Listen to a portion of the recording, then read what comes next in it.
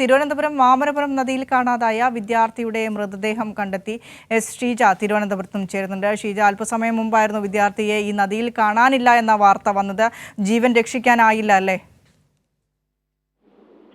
അതെ വിനിഷ, ഏതായാലും ഈ വിദ്യാർത്ഥിക്ക് വേണ്ടിയിട്ട് IISc വിദ്യാർത്ഥിയായിരുന്നു. ഈ വാമനപുരം വിതുര ഭാഗത്തുള്ള ഈ വാമനപുരം നദിയിൽ കുളിക്കാൻ ഇറങ്ങിയതായിരുന്നു. എന്നാൽ അതേ തുടർന്ന് ഒഴുക്കിൽപ്പെട്ടാണ് കാണാതായത്. 1 മണിക്കൂർ നീണ്ട തെരച്ചിലിനൊടുവിലാണ് ഇപ്പോൾ ചെന്നൈ സ്വദേശിയായിട്ടുള്ള മോഹൻരാജ് സുബ്രഹ്മണ്യത്തിന്റെ മൃതദേഹം ലഭിച്ചിരിക്കുന്നത്. നദിയിൽ നല്ല ഒഴുക്കുണ്ടായിരുന്നു. അതുകൊണ്ട് തന്നെ വെള്ളച്ചാട്ടത്തിന് സമീപം 8 അംഗ സംഘത്തിനൊപ്പം കുളിക്കാൻ വന്നതായിരുന്നു മോഹൻരാജും. പക്ഷേ ഒഴുക്കിൽപ്പെടുകയായിരുന്നു. വിതുര പോലീസും നാട്ടുകാരും ചേർന്നുകൊണ്ട് വലിയ ഒരു രീതിയിലുള്ള തെരച്ചിൽ തന്നെയാണ് നടത്തിയത്. അതിനൊടുവിലാണ് ഇപ്പോൾ മോഹന്റെ മൃതദേഹം ലഭിച്ചിരിക്കുന്നത്. ഏതായാലും ഇപ്പോൾ മൃതദേഹം ആശുപത്രിയിലേക്ക് മാറ്റിയിരിക്കുകയാണ്.